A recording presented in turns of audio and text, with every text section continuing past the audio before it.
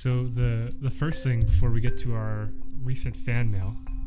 Yes. Fan mail. Yes, we have fan mail. Singular, not plural. I don't know if that changed. A fan mail. We have a fan letter to respond to today. But before that, we have some very important business with the Nutella Exploratory. Oh my goodness. You knew I was going to bring it up again. What we've done is, instead of restriction, because that didn't work out really well, I've just adapted myself. So I bought Nutella with 40% less sugar. Is it still Nutella though, or is it like an off-brand that you've imported from? It's an off-brand. Okay. 40% less sugar. Is this imported from that street in Peru that you told me about? No. They just changed the sticker. Any Peruvian, it's not imported from a sangaro. No, it's not. Okay. It's no, that's good. No. That would probably be deadly. It's good. It's good. It's not the same, but it lies to me, and I believe it's lie. Okay. Yeah. Well, that sounds like great therapeutic advice for anybody out there struggling. You heard it here first. Live a lie. You're listening to What Brings You In, a weekly series featuring psychology talk with therapists Ryan and Carrie. Have something to say? Want your question answered? Visit ryananswers.com/podcast to get in touch. Our one and only fan letter comes from Laura. So Laura says, "Hi, I enjoyed the recent episode about boundaries. As somebody who struggles with this, I found it really thought-provoking. I was wondering what you would suggest when boundaries become walls in your life to the point of social reclusion. As a recovering codependent, I took space from some close friends in the last 2 years to focus on my own needs and desires, and I'm having a hard time finding that connection again, with anyone really. I'm scared of falling back into old patterns that I've become avoidant altogether. Any advice would be appreciated. Keep up the great podcast. As always, Ryan, you are my favorite." That's not what she said. I've closed the window, so you won't be able to verify that information. But I mean, you just have to take my word for it. So what do we say to Laura? I say boundaries. I mean, the first thing you have to think about is what are the purpose? Do you want to shut everybody out? It doesn't sound like it.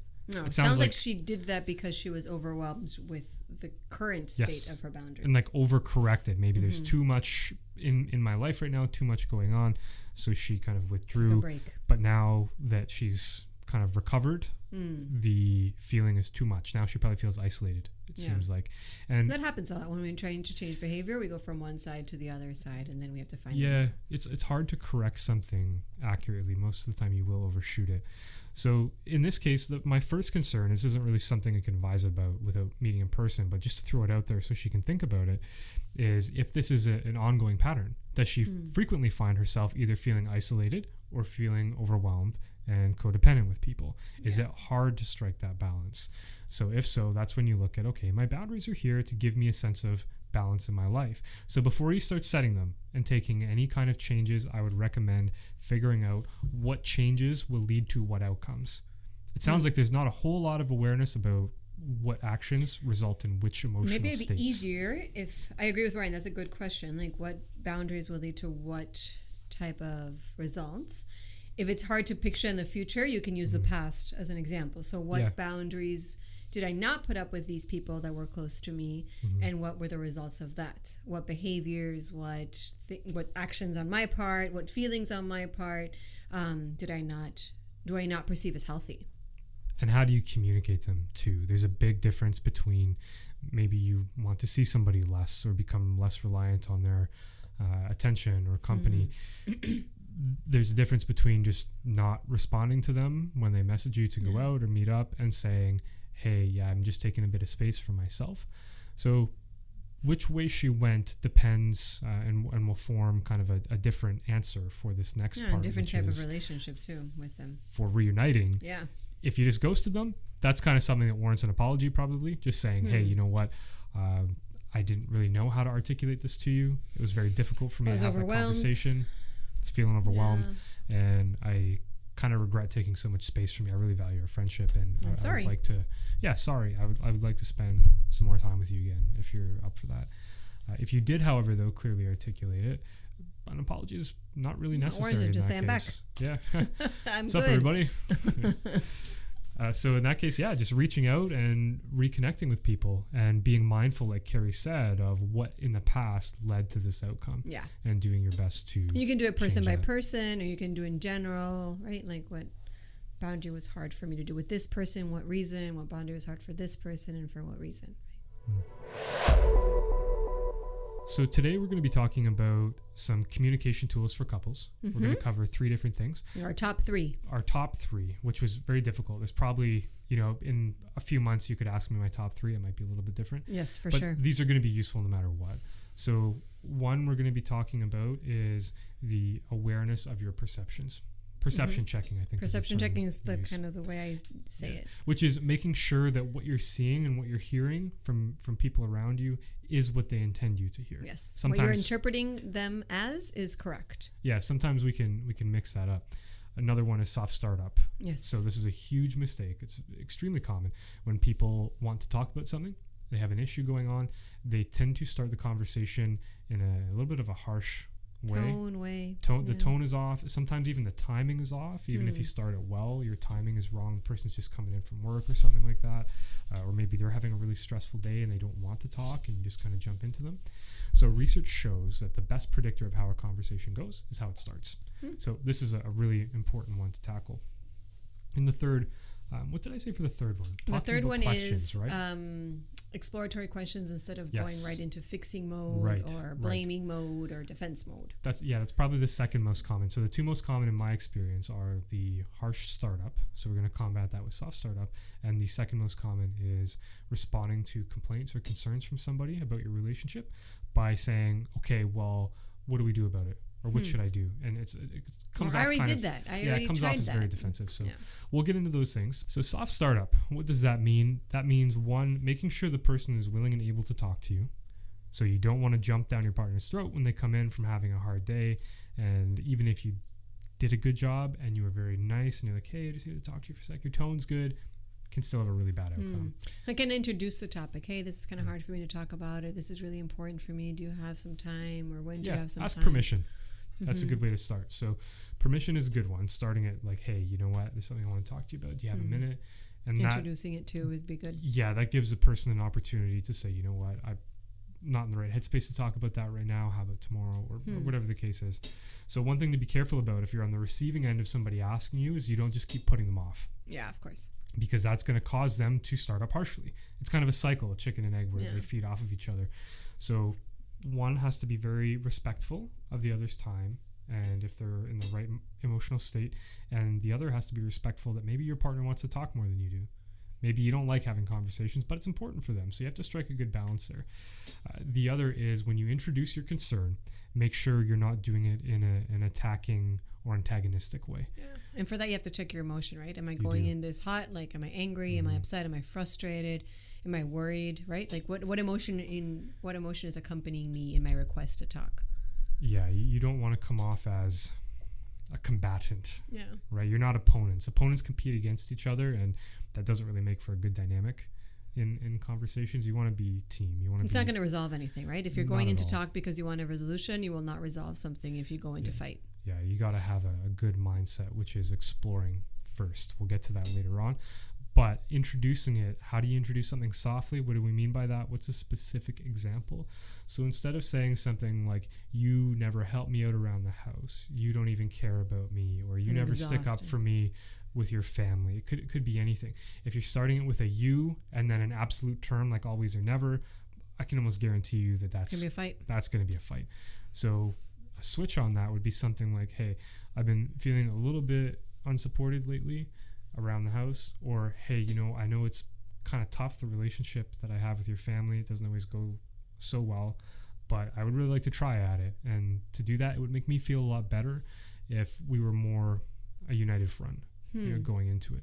So that totally takes away the blaming aspect of, you don't do this, you're to blame, you're a bad partner. Also, you could, if that's hard, another alternative is to go in with a softer emotion. So you can say, when you don't help me around the house, when I perceive you're not helping me around the house, I feel really sad about it. Like, I feel exhausted, and then I don't have time for you, and I wish I had more time for you, more energy to spend with the kids instead of the house, or whatever it is, right? So if you kind of explain the emotional cost of whatever the incident is, your pain or your sadness or your hurt, that is also somewhat soft generally. Yeah, so this is a good tip. We'll just throw it in as a sidebar. There's a difference between primary and secondary emotions. So a really big mistake people make often is they go in with the secondary emotion. Yes. So the first one is pain. Generally pain or hurt, right? I feel sad. I feel sad that you aren't helping me. I feel like you don't care about me. So there's pain, there's hurt there. People are generally very responsive to pain. Yes. If you see somebody you love in pain, you help them. If you come in though with, I'm hurt and I'm tired of feeling hurt, you're causing me hurt, you're the bad guy, I'm and angry then you get at angry. you. That's the anger is a result of untended to pain, and you go in with the anger. People generally don't respond well to anger. I mean, when's the last time someone came yelling at you and you're like, hey, can I help you? Unless you are a clinician, and even then, it's tough for us when we come. Probably maximum half the time, I would be able to remain calm. Most of the time, like, you know what? I've been doing this all day at the office. I don't fucking feel like it. Okay, so moving into the second issue. Perception checking. Perception checking, making sure that what you see is what's actually happening. Yeah. So if I may just introduce a concept quickly called affect reality, or what I feel is what's real. It's a cognitive distortion. It is. It's a very common form of bias where you see things a certain way and you feel very concretely about it that this is the way that things are. You'll hear people who feel this way. They say things like, I tell it like it is, the world is black and white. There are certain firmness that comes with that type of belief system. Because I feel something, it has to be true. Right. I can't feel something if it's not true. Yeah, why would that? That doesn't make sense to the people that are experiencing it. So what do you do about that if you're one of those people? Yeah, so perception checking really is being humble and giving yourself the benefit of the doubt and giving your partner the benefit of the doubt. So even though I am 99% sure that you're doing this on purpose to piss me off, that 0.1%, I have to ask you, hey, so when you come home late, is it really just because you don't care about spending time with me? Or is there something else going on? And generally, or maybe, there will be something else going on and that person can explain. So the first step is allowing yourself, one, to check your perception. Okay, so I'm getting angry about this, or I'm getting hurt by this. Okay, what meaning am I giving this? Like, how am I interpreting this action that my partner is doing? What Carrie means by that is the example like she just gave. Yeah. So if the person is late, I could interpret that he's really busy at work. I could interpret that he got stuff in traffic. I could interpret that he's running away from me because he is scared of getting too attached. He could interpret that he hates me. Escaping stress at home. Yeah. So there's tons of stuff, or there's something going on with his family and friends, whatever. So I just gave you like 5 different interpretations to that same act. So first you have to ask yourself, how am I interpreting this? And then even though you are 99.9% sure of something, that 0.1, you ask. You say, hey, I'm thinking this. Am I wrong? Am I wrong? Am I right? What's going on? And I mean, even for us in session, I do that all the time. I can be like 99.99 whatever percent. I always ask, hey, I feel like you're coming off a bit aggressive here, or you're feeling like I'm feeling you're coming off a bit defensive. Am I misreading you at all? Always give the person, don't feel like you're boxing them in and trapping them with your perceptions. Yeah. Because it is your perception. Yeah, it's just your perception. And if you put that on somebody else and they disagree with you, you've started a fight immediately. Yes. So what about... And things like, you know me more than I know myself. You know what I'm feeling better than what that's the response I feel, right? Like, that's something you probably heard if you're imposing your perception. Yeah. And then step 3, which Ryan and I think is probably the hardest one, and what... I think this. Okay, I'm curious to hear what this is what you've said to me, right? That when couples do this, then they don't need therapy. That's when you believe your partner's response, right? So if I ask my partner, hey, when you come late, I think that it's because you don't care about the time we spend together, and my partner says it has nothing to do with you. I'm really worried about making this promotion. I have a lot of hopes and dreams for this money. It'd be really good for us. That's why I'm staying out late working. And then I have a choice. I believe my own perception, or I believe my partner's perception. Yes, and very often this will be a sticking point in therapy. And that is, to Carrie's comment, one of the metrics that I use is this couple ready to, quote unquote, graduate and move on. If you hear that from your partner and the feeling sticks and you think, nah, that's bullshit. Yeah, he's lying. He just doesn't care about me. He doesn't love me, whatever it is. That's you're going to get stuck in the pattern. And the other Yes. person is going to be frustrated because they are not able to reassure you. So why do you ask me if you're still not Why going do to you believe ask me? me? You've probably, I'm sure a bunch of people listening have had that same exact argument. Yeah. So how do you get to that point? Well, that's a bit beyond this Scope of episode. our- Right. That's like kind of explaining how does therapy work. Yeah. But the gist of it is, if you're doing the things we're talking about today, you will get closer. Yes, for sure. So is there anything you wanted to add before? Nope, just those 3 steps, right? So Okay. I have to know what my perception is. I have to ask about my perception to my partner, and then I have to make a choice about believing it Yeah. or not. And if you don't believe it, just ask yourself why. Is it just like a gut thing? Do you have some physical Proof? evidence or proof of anything? Is this a theme in your life? Do you feel like people abandon you or don't care about you? Be very aware of the things that may be guiding or forming your bias. Yeah. So the third thing is kind of a response almost to what we were just talking about, and it's asking questions rather than solving. So let's use the Or example or attacking. Yeah, let's use the example that Carrie just brought up. Person comes home, partner asks, "Hey, there's something I want to talk to you about. Do you have a minute?" Say, "Yeah, sure. What's on your mind?" "Well, lately you've been coming home late a lot, and it's making me feel like you don't really care About me the very time we much." spend together. No, not at all.